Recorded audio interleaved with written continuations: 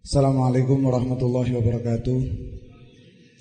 Terima kasih kami sampaikan kepada moderator dan terima kasih kami sampaikan kepada panitia dengan fasilitas mic-nya yang tidak mempan tadi ya.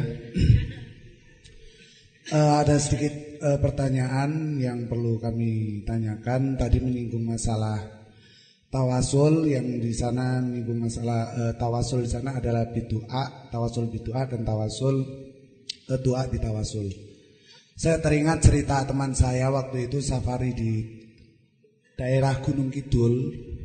Di sana teman saya itu menyampaikan beberapa hal yang bisa menjadikan atau bisa melancarkan rezeki. Salah satunya adalah dengan memberikan amalan-amalan membaca sholawat, begitu juga dengan sholat duha. Lah pada waktu itu karena teman saya itu berada di sana selama 1 bulan pada bulan Ramadan, ternyata seperti yang tadi Buya disampaikan itu, ternyata ada yang hasut. Orang di sana itu ada orang yang agamanya bukan agama Islam, agamanya itu adalah agama Darmo Gandul atau Gondal Gandul Darmo itu. Lah ternyata di sana itu karena memang sesepuh itu sudah disegani dan dihormati, sehingga banyak orang di masyarakat sana itu sudah hormat semua kepada orang itu. Kemudian si santri tadi itu dipanggil sama orang itu, ditanyai, kalau kamu mau dakwah maka kamu harus bisa menyesuaikan dengan perkataanmu. Kalau sholawat itu bisa mendatangkan rizki, kalau sholat itu bisa melancarkan rizki, tapi kenapa orang yang sholat itu juga rizkinya masih biasa-biasa saja? Dia mengatakan, saya sholat 5 waktu setiap hari tidak pernah berhenti. Saya juga motornya masih 1. Saya tidak sholat sampai sekarang, sudah 10 tahun saya nggak sholat. Malah motor saya itu tambah 2, bilangnya kayak gitu. Jadi kesimpulannya ternyata kita itu ketika berdakwah juga sesekali bertemu dengan orang seperti itu, akhirnya kita kebingungan. Ternyata memang kalau kita memberikan sholawat itu akan bisa menambahkan rezeki, mungkin sholat duha menambahkan rezeki. Ketika kita dibenturkan dengan seperti itu, seakan-akan omongan kita menjadi omongan yang tidak ada artinya. Nah itu mungkin solusinya bagaimana. Terus intinya mereka itu butuh bukti. Terus yang kedua adalah mengenai tadi bahwa dakwah itu jangan menunggu kaya. Dakwah jangan menunggu kaya. Sebenarnya ini saya agak setuju, agak tidak. Setujunya itu mungkin yang namanya orang itu kekayaannya kan berbeda-beda. Mungkin tidak ada salahnya bagi mereka yang sudah kaya mengatakan dakwah jangan menunggu kaya. Tapi saya yakin tidak bagi orang yang belum kaya. Dia pasti tidak akan bisa mengatakan dakwah jangan menunggu kaya. Prinsipnya apa? Jujur-jujur saja. Orang yang dakwah sebelum kaya, contohnya adalah santri-santri Lirboy, mungkin pada waktu bulan suci Ramadan itu kan didelegasikan menjadi kiai dadaan itu. Jujur saja ternyata dari cerita dari teman-teman, tomak itu nggak pernah bisa hilang dari hati kita. Sifat tomak itu nggak bisa pernah hilang dari hati kita. Seperti tadi disampaikan oleh Buya, ada kiai yang etok-etok ke WC untuk membuka amplopnya dan lain sebagainya. Saya yakin itu salah satu santri Lirboy pun juga yang ada seperti itu. Lah pertanyaannya, kalau kita dakwah jangan menunggu kaya. Ternyata kalau kita tidak menunggu kaya, tomak itu nggak akan bisa pernah hilang dari hati kita. Terus bagaimana? Apa kita hilangkan dulu tomaknya terus baru dakwah? Apa nggak apa-apa kita dakwah besertaan dengan tomak seperti itu? Terima kasih. Assalamualaikum warahmatullahi wabarakatuh. Bismillahirrahmanirrahim. Imam Ghazali menyebutkan tentang hakikat ikhlas itu, diantaranya adalah di saat kita mempunyai amalan itu jangan melihat hikmah dan faedah. Artinya kerjakan sebuah amalan karena Allah itu ikhlas. Itu adalah satu hal. Dan memang jangan dibiasakan orang itu mengharap dunia itu dibalik amalan-amalan. Dan itu yang terjadi di masyarakat dan memang yang paling laku ya begitu. Minta ijazah pengen cepat kaya. Pengen ijazah dapat ini. Sehingga lupa bahwasanya ada hal yang lebih penting dari itu.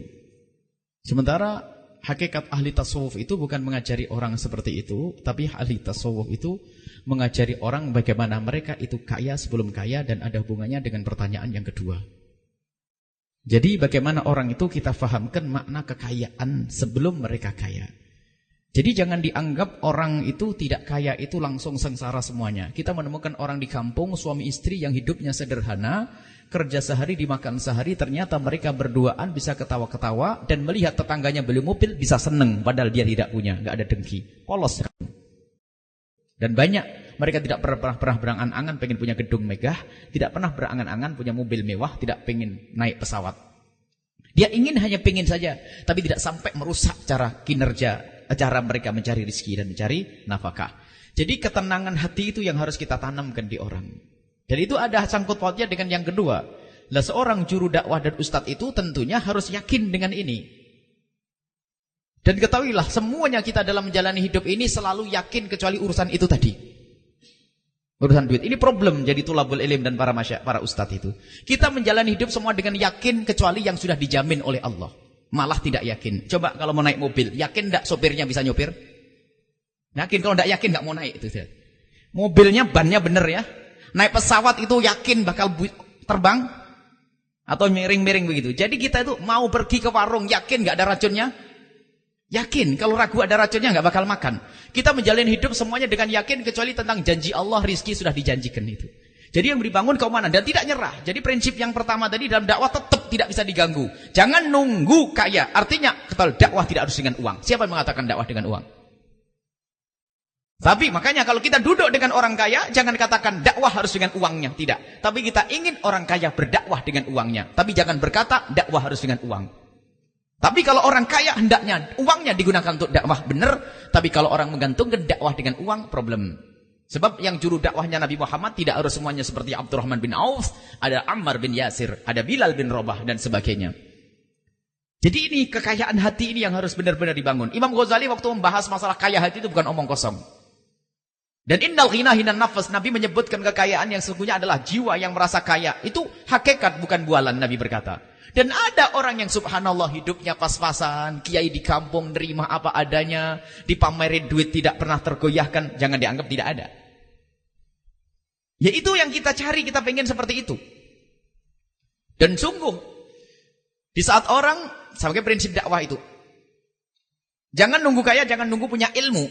Nunggu kaya artinya ya, kalau memang kita tidak punya sepeda, ya sepanjang sejauh kaki melangkah, kita sampaikan kebenaran, jangan maksakan. Di saat kita diberi oleh Allah sepeda engkol, baru kita memperlebar. Jangan berhayal kalau saya sudah punya mobil, saya berdakwah. Iya kalau punya mobil sampai mati. Jadi ini nggak bisa dirubah prinsip itu. Dan tidak perlu ragu. Yakin janji Allah Subhanahu Wa Taala. Kalau belum yakin jangan kalah dengan burung, kata Imam Haddad. Burung pergi tidak pernah mikir, tidak pernah punya ATM, tidak pernah punya tabungan. Tapi mereka nyaman setiap hari bisa berkicau. Kenapa kita kalah dengan burung? Dan itu hakikat bukan bualan. Orang harus yakin janji Allah, khususnya juru dakwah. Sampai dikatakan, lihat, Imam Ghazali menyebutkan bahwasanya kalau ada seorang menyeru kepada Allah masih bingung apa yang dimakan esok hari, balik lagi ke pesantren belajar. Keyakinan yang perlu dibangun itu. Kalau lapar sehari saja, ketahuilah rumah Rasulullah adalah pernah 3 hari 3 malam tidak makan. Memang kita tidak harus bersakit-sakit ria, tapi kita harus bisa di saat menghadapi semacam itu, tidak boleh kita mengambil yang haram. Musibah betul kalau memang, dan ini makanya motivasi dakwah kita hadirkan itu juga dari pengalaman. Biasanya santri kalau pulang ke rumah itu mau berdakwah, mau kalau kerja dulu punya motor, punya ini, ternyata keasikan setelah punya motor pengen punya mobil, setelah itu nikah, anak macam-macam, sampai ada alumni nggak pernah ngaji, nggak pernah ngajar, nggak pernah berdakwah. Itu karena prinsipnya salah, tidak dipegang. Jadi hakikat dan harus yakin. Dan sungguh tidak cukup, tidak mampu kita mikir kalau urusan dakwah. Itu Allah yang membantu, in tansurullaha yansurkum. Dan itu banyak pengalaman dari para masyayikh dan sejarahnya Lirboyo sendiri bagaimana, penuh dengan ketawakalan. Dan yakin para masyayikh dimanapun membangun itu bukan duitnya sendiri, tapi Allah kirim dengan cara yang macam-macam. Nggak pernah mereka sibuk membuat perusahaan lalu membangun pondok, nggak ada itu kisah.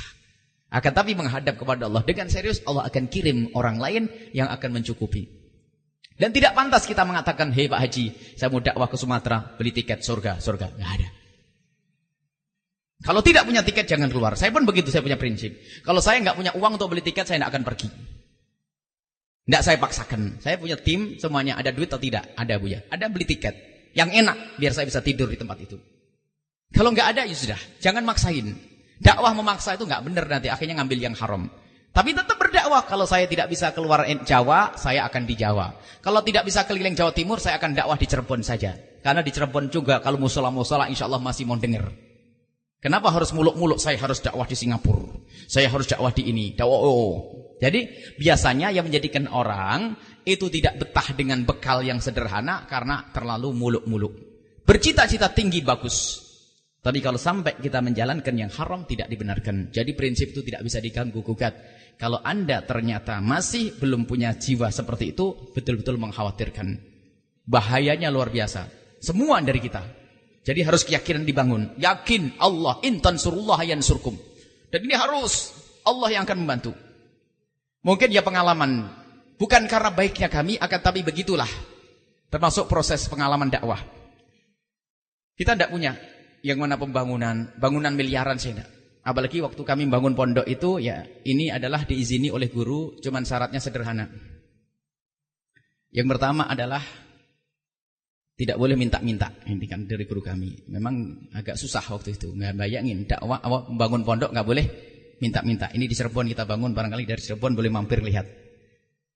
Yang pertama tidak boleh minta-minta. Yang kedua, santri tidak boleh bayar. Aduh, ini kayaknya nggak boleh bangun pondok kayak begitu ya. Saya kepikiran, cuman yang ngomong guru. Akhirnya betul, kami menerima orang menitipkan anaknya 6 orang waktu itu. Setelah 6 orang berkembang 20-30, kami balik lagi ke Yaman. Ya Habib, ini sudah sampai 30. Gimana kalau saya hentikan saja sampai 30 saja? Ternyata dibentak dengan suara keras. Siapa yang ngasih makan ente? Mereka. Allah. Bukan ente kan? Iya selama ini. Ente kerja, merasa ente kerja cari duit? Tidak. Kenapa ente pusing? Ente bisa ngasih makan 30, ente bisa ngasih makan 300, ente bisa ngasih makan 3000. Aduh, sudah buka lagi. Sampai sekarang 300 gratis nggak bayar kan begitu. Jadi keyakinan itu ada. Ternyata bukan keyakinan saya. Kalau saya masih kadang ragu itu keyakinan guru saya itu. Guru saya patuh saja. Guru saya yakin, ya sudah yakin. Kadang-kadang yang mikir ngomong sama istri 300. Ternyata 300 ada aja makan sampai hari ini. Yang ngajar juga ada uang barokahnya. Setelah itu ada kita punya stasiun radio. Stasiun radio 1 stasiun 500, 1 stasiun itu 1 miliar. Setengah miliar. Ada sampai lebih. Itu orang ngasih. Sampai guru kami, ente kholas. Ente kamu sekarang usaha. Sampai sekarang kita selalu ditelepon. TV sudah punya belum? TV belum punya belum? Belum Beb. Cepat cari TV. Mikir. Dulu radio. Iya Beb radio. Saya membuat radio komunitas. Komunitas itu gratis, nggak pakai izin. 3 tahun kita. Setelah 3 tahun kita komunitas terus, akhirnya dapat komersil. Komersil itu yang jangkauannya lebih gede, bukan komersil maknanya cari duit. Sebab radio kita nggak ada promonya. Kita dapat 1. Setelah dapat 1, dikasih oleh Allah Kuningan di atas gunung Kuningan 1300 di atas permukaan laut, itu sampai ke bawah sampai Batang suaranya. Yang kedua, itu semuanya setengah miliatan orang yang ngasih. Itu hanya yakin ke guru. Kalau saya pribadi kadang-kadang memang harus digembleng sama guru saya. Yakin. Bingung dari mana saya dapat duit 500 juta untuk beli radio. Hanya ngomong, saya tawar itu orang punya radio. Saya beli. Berapa? 500 juta. Ini sudah murah di Cirebon 500 juta. Baik. Itu izinnya loh, bukan alatnya, alat malah lain. Kami menawar seperti orang punya. Insya Allah tanggal 23 saya bayari. Nggak punya duit 23, kayak punya duit aja. Sebenarnya saya mikir, ya Allah saya ingat guru saya, yakin ya Allah. Tak taunya pas di hari yang ditentukan ada orang telepon, "Buya saya mau datang." Enggak, silakan. Bawa cek, saya ngelihat cek gede hari itu, rupanya dibayari sama orang. Kemudian yang kedua di Kuningan ada radio mau dijual ke orang Nasrani, dijual 1,5. Waduh bahaya ini, miliknya orang Islam, rupanya dia masih punya iman, ternyata diberikan kepada kita dengan harga murah. Setelah tawar menawar kami turun mampir di Kuningan, ada seorang pengusaha itu, saya mampir, assalamualaikum. Setelah itu kok ngomong, "Buya saya punya rumah sebelah itu, rumahnya buat pondok aja dijual, kalau laku buat beli radio." Ada yang beli radio, ada yang ngasih rumah. Saya turun ke bawah, rumah belum laku, rupanya sampai di bawah sudah ada yang bilang, "Dengar, Buya mau beli radio lagi ya?" "Iya, biar saya yang bayarin." Jadi dapat rumah dapat duit. Waduh, sudah. Akhirnya rumahnya dijual, sudah laku untuk bangun pondok. Artinya keyakinan itu yang perlu dibangun. Dan tolong jangan repoti orang, sudahlah. Dan Allah bil fuqara, ingat dengan orang fakir. Kalau pengen bangun pondok dan sebagainya, dekati orang fakir dan orang lemah, bukan pejabat dan orang kaya. Itu keyakinan harus dibangun. Innallaha sayansurkum bidu'afaikum. Allah akan menolong kalian dengan orang lemah. Sering ziarah siapa yang cacat, tertindas, sakit, datangi mereka, itulah akan mengundang pertolongan dari Allah. Dan itu dilakukan oleh guru-guru kami, dan kami pun niru mereka. Kalau sudah hajat mendesak itu datanglah kepada orang, bawa makanan, bawa ini, duduk dengan mereka, mereka bisa tertawa, setelah itu minta doa pulang, nanti ada jawaban setelah itu. Bukan kepada orang kaya sambil merengek, kiai, Pak Haji, oh Pak Haji, insya Allah ahli surga, Pak Haji ahli surga, ya insya Allah. Nah, menjilat hanya. Kalau sudah dekat sama cium tangannya pejabat. Kalau pejabatnya seperti Umar bin Abdul Aziz, saya cium kakinya. Menghormat pejabat boleh kalau pejabatnya kayak Umar bin Abdul Aziz. Nanti ini nggak karu-karuan, hormat, merunduk-runduk, akhirnya biasa buka gorden. Kalau yang datang pakai mobil, ahlan wa sahlan. Kalau pakai sepeda, saya lagi sibuk. Nah, ini musibah. Kalau sudah ukurannya dunia tadi tidak. Justru di saat orang fakir datang kepada kita, mungkin dia adalah minta obat. Mungkin ibunya masuk rumah sakit, nangis dia. Coba keluarkan duitmu, Allah akan mengundang rezeki. Lah keyakinan kayak begini perlu dibangun. Jangan khawatir. Pondok itu bukan hanya menampung duit, tapi ternyata kalau ada orang butuh gimana? Dari duit sendiri. Jadi sisihkan uang untuk bantu si sakit yang masuk rumah sakit, si sakit yang terjepit, si sakit yang itu mengundang. Hal turzakuna illa bi fuqaraikum, dalam hadis Nabi, kau tidak akan diberi rezeki kecuali karena santunan, kesopan santunmu kepada orang fakir, lemah lembutmu kepada mereka. Nah, dekat dengan orang fakir menambah keyakinan, bukan dekat dengan orang kaya. Man tawadhu'a li ghaniyyin dhahaba anhu thulutsa dinihi. Tawadhu dengan orang kaya karena kekayaannya itu 2/3 imannya hilang. Makanya barangkali ini. Makanya kalau ada orang kaya kok jarang didatangi oleh sebagian kiai, itu jangan sampai marah wahai orang kaya. Karena memang kiai sebagian seperti itu. Tidak mau masuk ke rumahnya orang kaya, bukan karena benci, tapi dari jauh mendoakan. Imam Ghazali mengatakan kalau sudah ada seorang alim kok keluar masuk pintunya rumahnya sultan, sudah jangan belajar lagi kepadanya. Itu begitu. Jadi keyakinan harus dibangun, wahai ikhwan. Kalau sudah keyakinan dibangun, lihat. Kita jangan kalah dengan sebagian orang. Dakwah dengan membawa kompor sendiri, masak sendiri, Allah. Lihat, dia tidak mikir amplop, tidak mikir ini. Kalau sudah orang biasa mikir amplop, akhirnya beda-bedakan. Wah, kampung sana itu kalau ngasih amplop, kalau sana, ya.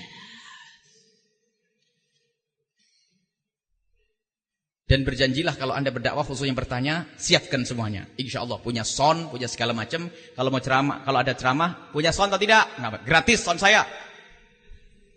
Kita buat sound semuanya di Cirebon, kita punya sound gede-gede begitu. Kita juga niru guru kami Habib Hasan Baharun ya. Jadi kalau ada tempat yang fakir, kadang-kadang mohon maaf, sebagian daerah yang minus, itu kadang pengajian jarang ada. Kalau sudah mengadakan pengajian, tarikan uang untuk nyewa sound, untuk kiainya. Sampai makan kiainya kadang ditulis, makan kiainya 200.000. Padahal kiainya setelah mau makan ditanya sama orang, mau makan gimana, salaman lagi, kiainya tidak sempat makan-makan. Sudah ditulisnya lapornya 200.000. Jadi ada orang kampung kadang-kadang seperti itu. Nah ini justru yang harus lebih kita perhatikan seperti itu. Baik, jadi itu prinsip yang tidak bisa diganggu. Nggak boleh tidak. Tidak boleh ragu, yakin, karena anda urusan dakwah mengajak orang kepada Allah. Bahkan para pendahulu-pendahulu da'i kita itu yujahiduna bi amwalihim wa anfusihim, bukan sekedar dengan jiwanya, tapi hartanya kalau digunakan untuk berdakwah di jalan Allah Subhanahu wa taala. Baik, ini saja. Subhanallah. Ada lagi?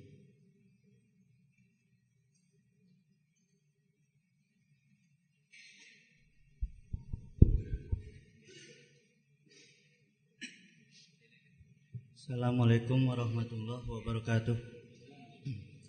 Terima kasih moderator yang sudah memberikan waktu kepada kami.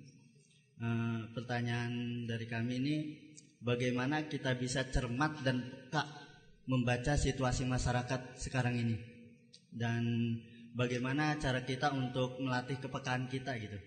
Ya, mungkin yang terakhir, cara bangkitkan keyakinan kita itu bagaimana? Ya, terima kasih. Assalamualaikum warahmatullahi wabarakatuh.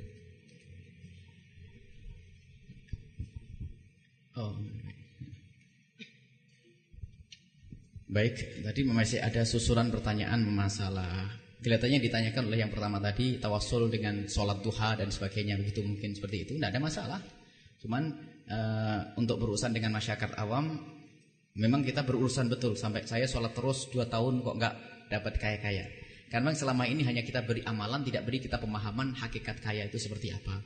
Jadi lanjutkan. Dan kalau begitu, itu program itu harus dilanjutkan. Kampung yang sudah dimasuki itu harus terus kita masuki. Sampai ada pertanyaan, ini orang kafir kok kaya, orang Islam kok melarat. Itu tidak sebanding. Perbandingan itu bukan masuk. Karena apa? Orang Islam itu urusannya akhirat. Secuil akhirat nggak ada apa-apanya dibanding dunia seisinya, itu nggak ada apa-apanya. Ini bukan perbandingan. Jadi kalau orang membanding dunia dengan akhirat itu nggak nyambung.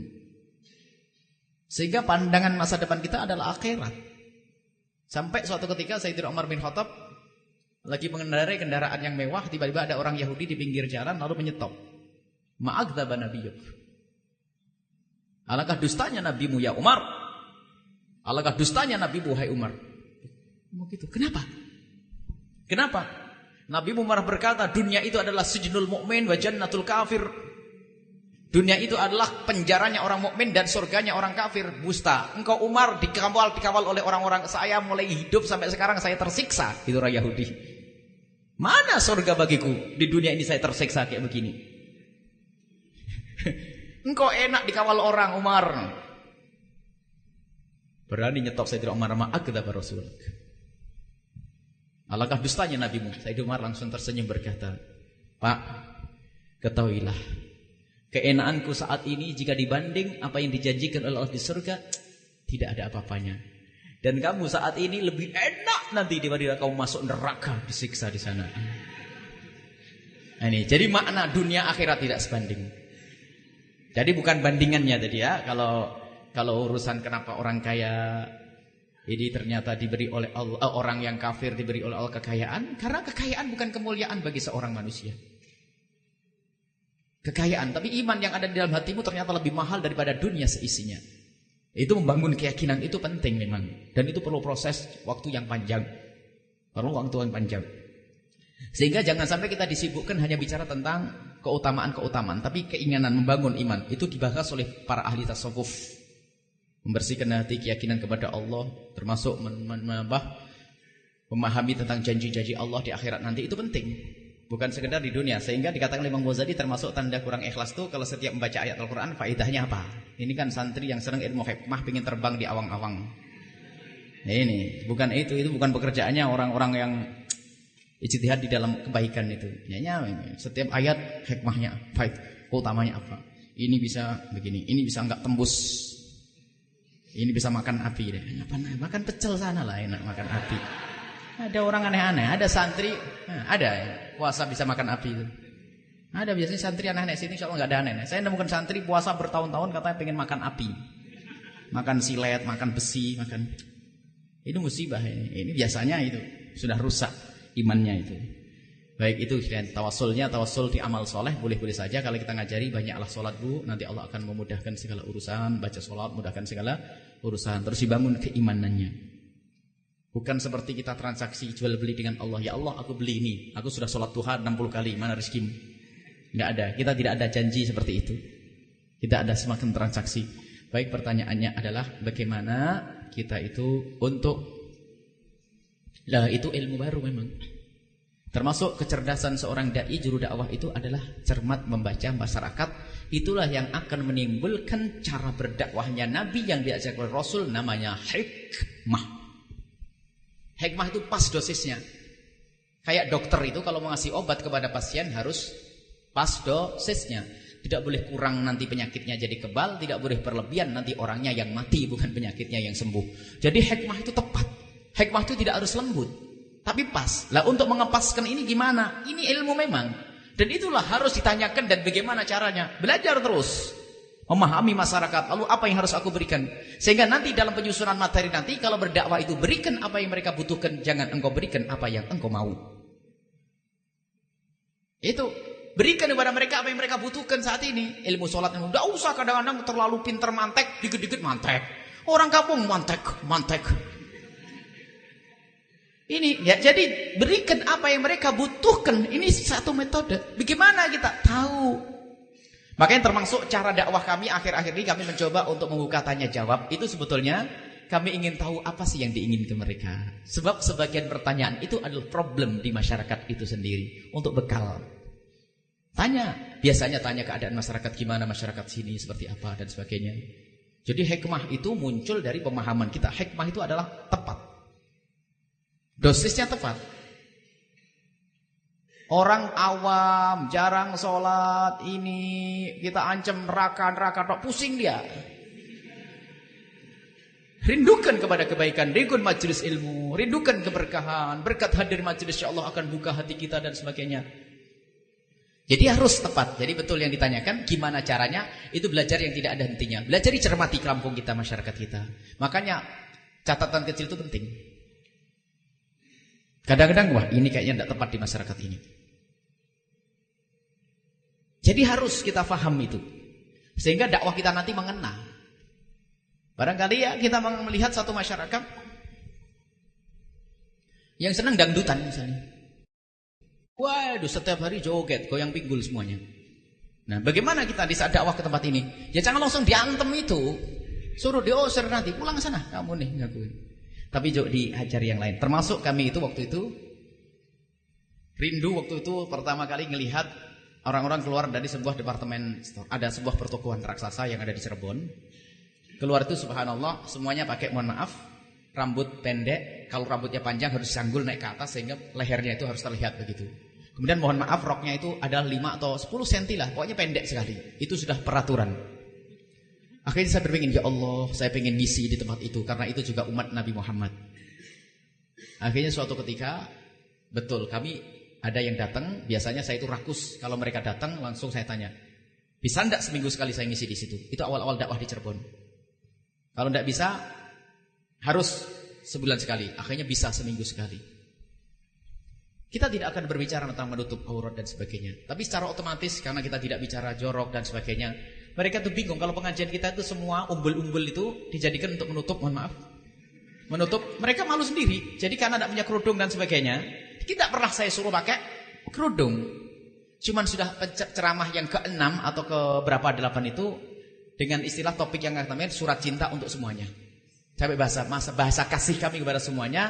Akhirnya kami katakan bahwasanya saking cintanya kepada Anda semuanya, bahwasanya kami tidak ingin satupun masuk neraka. Kami ingin semuanya dimuliakan di rumah tangganya dan sebagainya.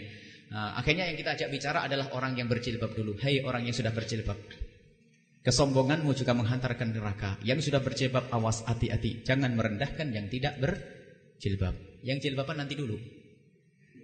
Itu strategi juga. Jadi yang awas, biarpun kamu berjilbab kayak apapun, tapi ternyata engkau merendahkan yang belum pakai jilbab, hatimu kotor. Dan maksiatnya hati lebih gede dari maksiatnya jilbab. Terus ini, setelah kita itu, begitu juga wahai yang belum berjilbab, senantiasalah memohon kepada Allah, ya Allah mudahkan aku untuk berjilbab, berkerudung akan mendapatkan ridho dari kekasihmu Nabi Muhammad. Terus begitu. Kalau yang berjilbab saja tidak boleh merendahkan yang tidak pakai jilbab, apalagi yang tidak berjilbab tidak boleh merendahkan yang pakai jilbab. Pelan, jangan sampai langsung jilbab masuk neraka. Awas. Dan setelah itu ternyata setelah pengajian kita itu 50% lebih mereka pakai kerudung. Sampai direkturnya waktu itu ngomong, "Buya, apakah saya wajibkan saja?" Ente siapa? Saya itu masih bawahan, karena miliknya orang pusat sana. Lah, kalau seandainya Anda membuat undang-undang, kira-kira malah menjadi masalah atau tidak? Ya, kayaknya sih bakal bermasalah. Ya jangan resiko. Kita ingin membawa mereka kepada jilbab karena hati mereka yang tergugah, bukan karena undang-undang. Nah gitu. Akhirnya setelah itu kita sudah mulai bebas bicara masalah jilbab. Sehingga doa yang terakhir, ya Allah yang belum berjilbab, ya Allah ampuni dosanya, Allah muliakan mereka, ya Allah. Kalau kirimkan kepada mereka suami yang cinta, Allah istrinya memakai jilbab. Semoga semoga mereka diberi pemahaman kecantikan yang suka dengan jilbab. Itu berubah. Jadi jangan langsung main hantam begitu. Dakwah amar ma'ruf nahi munkar al-haq. Nanti ada metode itu. Makanya perlu komunikasi. Dakwah itu penting. Dakwah itu tidak sendiri, tapi super team, bukan Superman. Tahu Superman? Celananya di luar kan? Itu orang keblinger. Kita perlu super team. Bukan Superman. Sekarang ada pengen Superman, paling hebat, nggak mau komunikasi sama orang. Kalau temennya salah, syukurin, memang yang hebat cuman saya. Kita saling memberitahu, kalau kamu ke sana hati-hati loh, jangan begini. Dan betul yang ditanyakan tadi, ilmu kepekaan itu dibangun mulai saat ini. Ilmu kepekaan. Jadi Anda berlatih nasihati si A beda dengan nasihati si B. Nasihati si C beda dengan nasihati si D.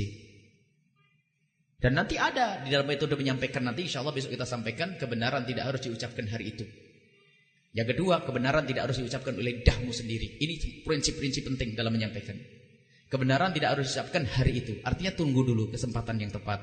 Mungkin di saat seperti ini gak nyaman, tapi waktu nanti sambil makan enak. Atau mungkin sambil berjalan. Atau kita lagi main di rumahnya. Kebenaran tidak harus diucapkan hari itu. Cari tempat, waktu yang tepat. Kemudian kebenaran tidak harus diucapkan oleh lidahmu sendiri. Bisa saja nanti dengan mengirim surat atau mungkin melalui orang yang bisa dipercaya. Nanti insya Allah kita terus akan berjalan sampai kita benar-benar bisa masuk ke segala kelompok dengan manhaj hikmahnya Nabi Sallallahu Alaihi Wasallam. Terus perlu dicatat, belajar peka. Belajar peka, memahami masyarakat. Seperti ini. Jadi berjalannya mereka tuh kelihatannya ngelihat apa-apa, tapi di balik itu ada gambaran.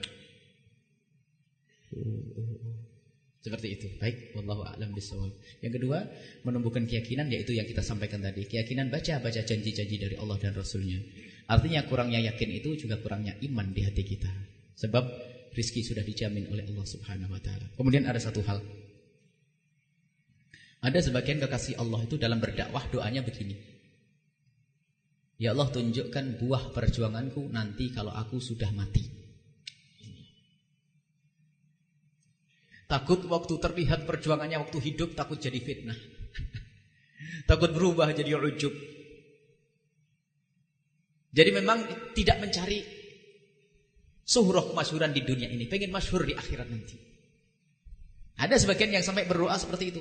Karena ini, jadi gini, tujuanmu baik. Dengan cara yang baik, maka kau akan sampai kepada tujuan yang hakiki, biarpun secara lahir belum. Maknanya juga bisa kita balik. Orang kalau menuju sesuatu yang sangat baik, tujuannya baik tapi caranya tidak baik, tidak akan sampai kepada tujuan. Tujuannya baik, caranya tidak baik, nggak sampai. Tujuannya bangun masjid untuk sholat ibadah kepada Allah, tapi caranya ngumpulkan preman untuk merampok. Coba, nyampe atau tidak? Tidak nyampe. Tujuannya baik, caranya nggak baik. Itu contoh gamblang. Maka kalau Anda berdakwah, tujuan Anda baik, maka cara berdakwah dengan rezeki yang halal untuk beli tiket, yang kita makan yang halal. Minta itu tidak halal loh ya, minta itu. Siapa mengatakan minta itu halal? Peminta-minta bagi orang yang mampu adalah haram. Bahkan nanti di akhir termasuk minal kabair, orang yang bisa mencari kerja sendiri suka minta-minta. Apalagi mintanya dengan makom, gelarnya kiai, itu adalah al-akhdhu bil haya, akhdhu bis saif, itu perampok, yaitu. Kiai merampok tuh ada. Ini 10.000 ini. Cincinnya buat saya ini. Enggak enak, enggak ngasih. Ini saya ngedumel. Itu kayak ngerampok lebih dari pedang. Kalau perampok adalah dengan pedangnya, kalau ini dengan makomnya. Hati-hati. Jangan suka minta-minta. Mentang-mentang kiai gede nanti. Masya Allah, sorbannya bagus. Banyak di rumah. Ada berapa sorban di rumah? Masya Allah. Pakai sholat, pakai ceramah setiap hari dapat pahala. Ngerti enggak? Wah, ini model-model kiai akhir zaman tuh. Enggak. Harus kita ada iffah, merasa tidak butuh dengan pemberian seperti itu. Itu keyakinan itu terus dibangun. Tujuannya baik, kita berdakwah kepada Allah, jangan dengan cara yang haram. Jangan dengan cara yang haram. Termasuk mohon maaf kalau perlu bangunan pondok kita pun harus kita bersihkan dari sesuatu yang enggak jelas.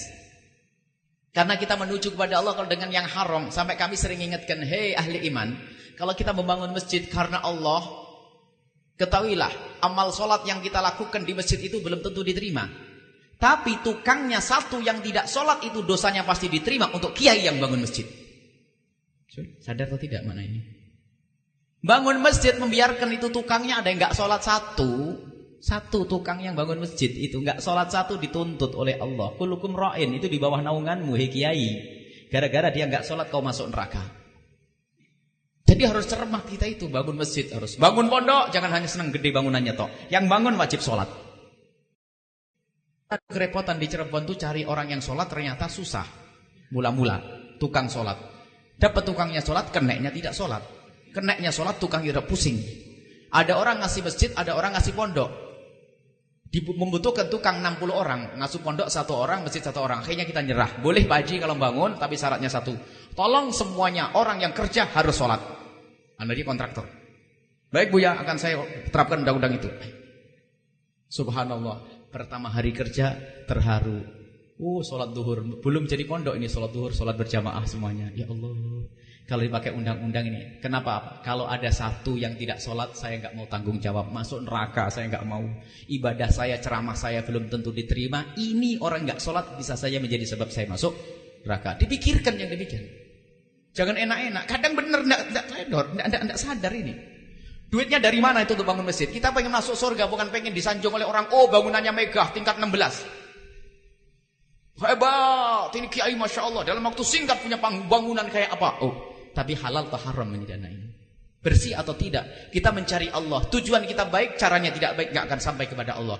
Tapi kalau tujuan Anda benar, dengan cara yang benar, pengen bangun, aku bercita-cita ingin punya santri yang banyak, ahli ilmu semuanya. Anda istiqomah di tempat itu, ternyata muridnya cuma 2 dok. Tapi Anda, ya Allah, aku ingin mempunyai murid yang banyak agar manfaatku besar. Caramu benar, nggak mau yang haram. Cita-citamu mulia, caramu benar, ketahuilah di dunia engkau tidak mendapatkan gelar, tapi di akhirat sudah mendapatkan pahala. Itu yang harus kita yakini. Sudah dapat gelar ini, sabar ya Allah, 2 orang, tapi tetap tabah gitu.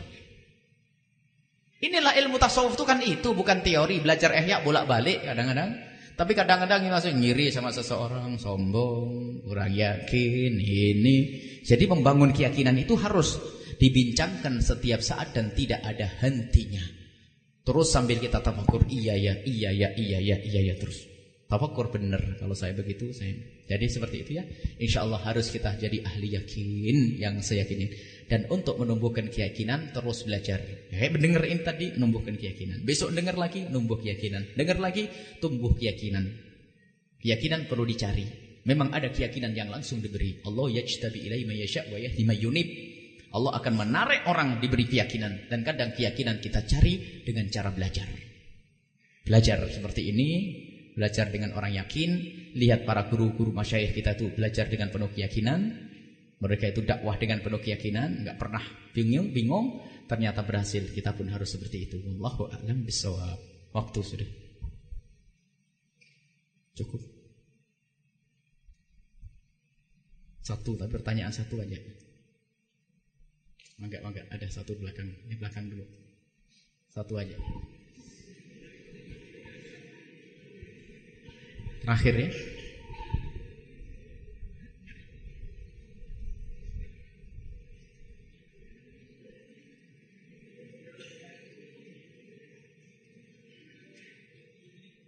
Assalamualaikum warahmatullahi wabarakatuh. Waalaikumsalam warahmatullahi wabarakatuh. Saya mau tanya 3 pertanyaan. Satu aja. Dipilih yang paling penting karena waktu. Pertama tadi kan Satu yang paling penting. Tawasul itu kan enten yang pakai doa, ada yang doa bitawasul enten. Lah tawasul yang bidoa itu kan tawasul pada orang yang masih hidup, seperti itu. Nah nanti kalau saya pernah dengar bahasa di tafsir itu kan asyhada ahya fi kuburihim. Dan nanti kalau orang awam itu meminta doa pada wali songo yang mana itu beliau juga syuhada, apakah dibenarkan seperti itu tawasul bidoa? Karena saya pernah dengar asyhada itu ahya fi kuburihim, seperti itu. 1 lagi. Cukup. Assalamualaikum warahmatullahi wabarakatuh. Waalaikumsalam warahmatullahi wabarakatuh. Kalau seandainya yang bertanya ini beliaunya ini terlambat, mungkin dimaafkan. Kalau datang dari awal kayaknya nggak dimaafkan ini. Kita sudah menyebutkan bahasanya kalau ada orang minta doa kepada Nabi setelah meninggal dunia, memang kebanyakan orang adalah mengatakan tidak. Ternyata Ibnu Katsir menyebutkan dalam kisah waktu menafsiri walau annahum idzalamu anfusahum ja'uka, itu mengisahkan seorang yang datang kepada Nabi. Dan riwayat lain dalam Bidayatul Nihayah, setelah meninggal Nabi mengatakan istasqi, ya Allah mintakan hujan kepada Tuhan. Jadi minta doa kepada orang yang telah meninggal dunia yaitu Rasulullah, itu adalah tawasul biddu'a. berdoa kepada orang mati masih ada celah. Pun akhirnya mintanya kepada Allah Subhanahu wa taala. Tapi tetap sebaiknya dihindari bagi orang yang ngerti, kecuali kepada Nabi SAW. Tapi jangan mengatakan itu bid'ah. Karena Imam Ibnu Katsir sendiri Asy-Syafi'i, beliau adalah seorang Syafi'i madhab, termasuk imam juga di dalam urusan tafsir. Beliau mengisahkan kisah itu dan bukan kepleset. Jadi minta kepada Nabi setelah Nabi meninggal, itu yang Anda tanyakan. Jadi kalau orang awam bukan suatu yang salah. Ya Syekh Abdul Qadir Jalani doain saya. Mereka mendengar. Dan ada pun masalah mereka mendoakan kepada kita atau tidak, ini masalah lain. Hanya boleh tidak kita meminta kepada Syekh Abdul Qadir Jalani untuk mendoakan kita?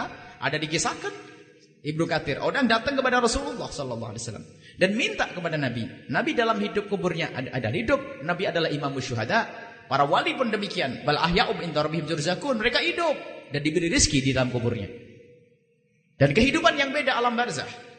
Dan doa mereka apakah berguna untuk kita? Ini masalah lain. Masalah lain. Sehingga nanti ada beberapa masalah itu yang orang tidak bisa membedakan. Contoh insyaallah pertemuan yang akan datang antara nyampe dan tidak nyampenya pahala, dan boleh dan tidak bolehnya kita mengirim pahala. Itu kadang orang sungsang sembelit, itu salah. Itu ada pelik.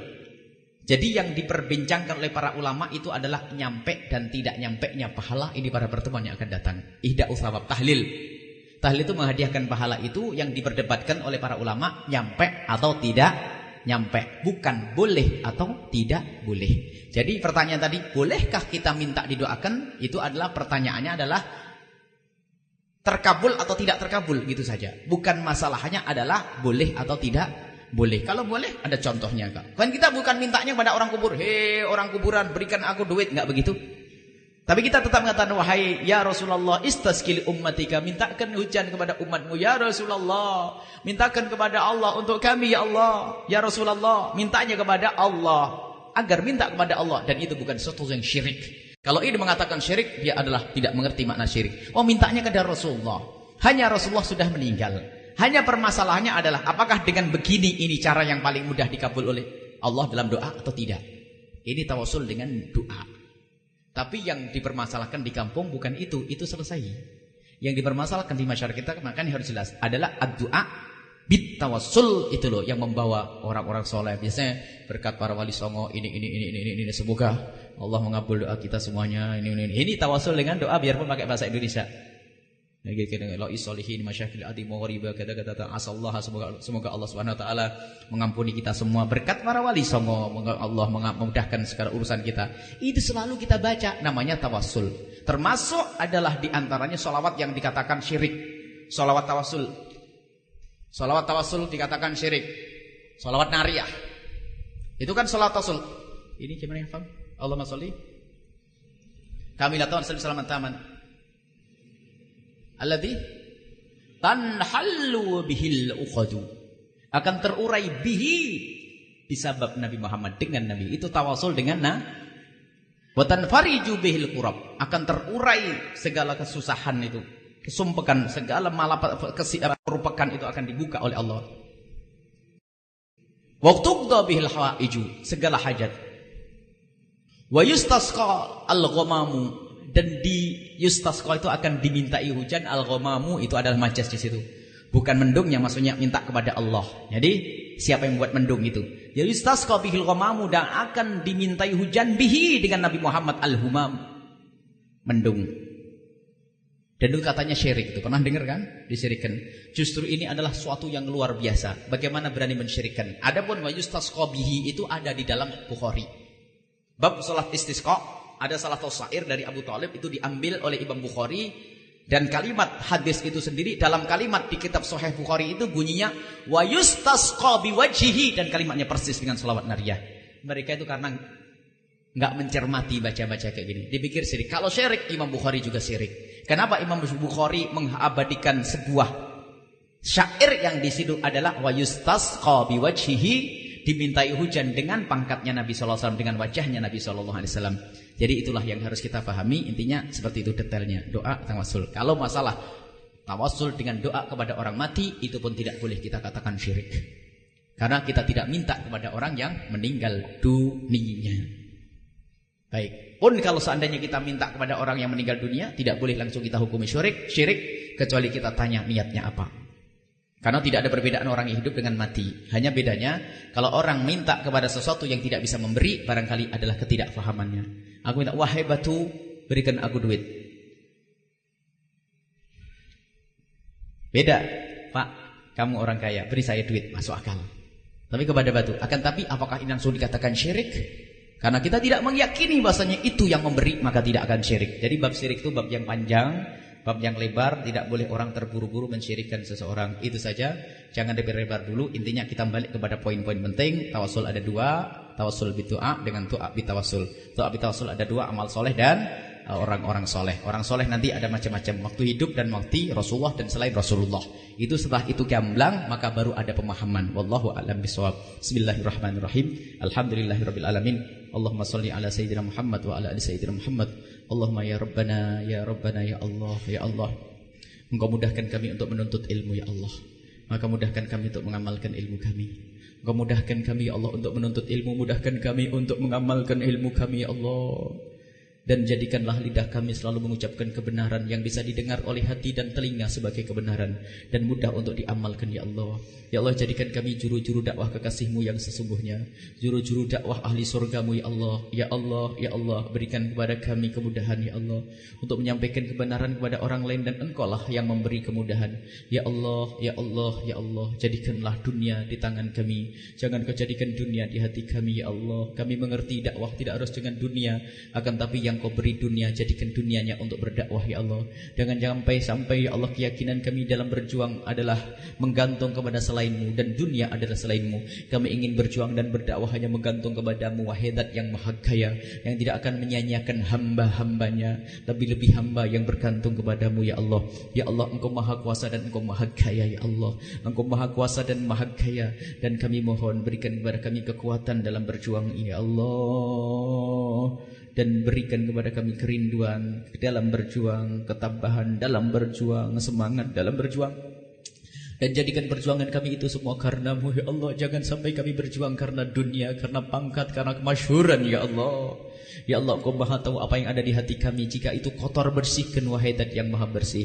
Jika itu kotor, sucikan Wahidat yang Maha suci ya Allah. Jadikan kami hamba-Mu yang saling mencintai karena-Mu ya Allah. Ya Allah, kami mohon kepada-Mu, kabulkan hajat kami berkat orang-orang yang Kau cintai, kekasih-Mu Nabi Muhammad dan ahli baitnya, kekasih-Mu Nabi Muhammad dan ulama-ulamanya, para wali-wali ya Allah, para kekasih-kekasih-Mu ya Allah. Kabulkan hajat kami semuanya ya Allah, berkat hamba-hamba-Mu yang mulia itu semua ya Allah. Ya Allah, ya Allah, ya Allah, berikan kepada kami pemahaman yang benar ya Allah, pemahaman yang benar ya Allah. Dan kami mohon semua orang tua yang telah mengizinkan anak-anak mereka untuk menuntut ilmu, berikan kemudahan kepada orang tua mereka ya Allah. Kemudahan dan mudahkan kami mendapatkan rezeki yang halal, jauhkan kami dari yang haram ya Allah.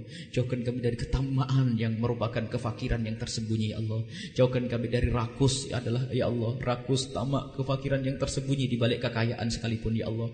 Kami takut jika hati ini rakus, biarpun kami mempunyai lembah emas, kami masih tetap akan kekurangan. Maka kami mohon kayakan hati kami ya Allah. Jangan sampai kami menjadi orang-orang yang rakus ya Allah, yang rakus ya Allah, yang tamak ya Allah.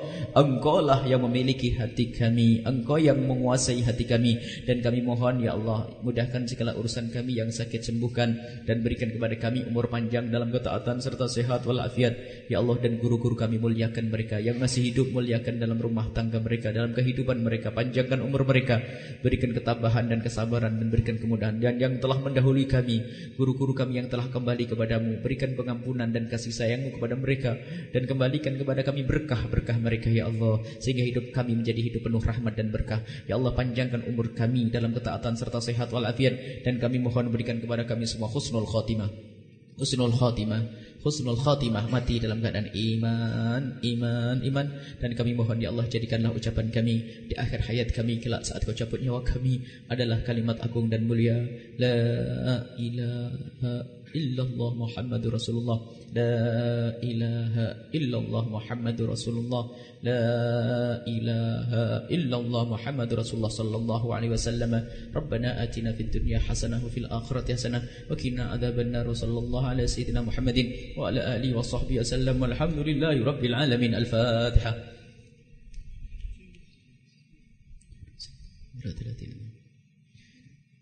Terima kasih, mohon maaf dan mohon doa selalu. Wabillahi taufiq wal hidayah. Assalamualaikum warahmatullahi wabarakatuh.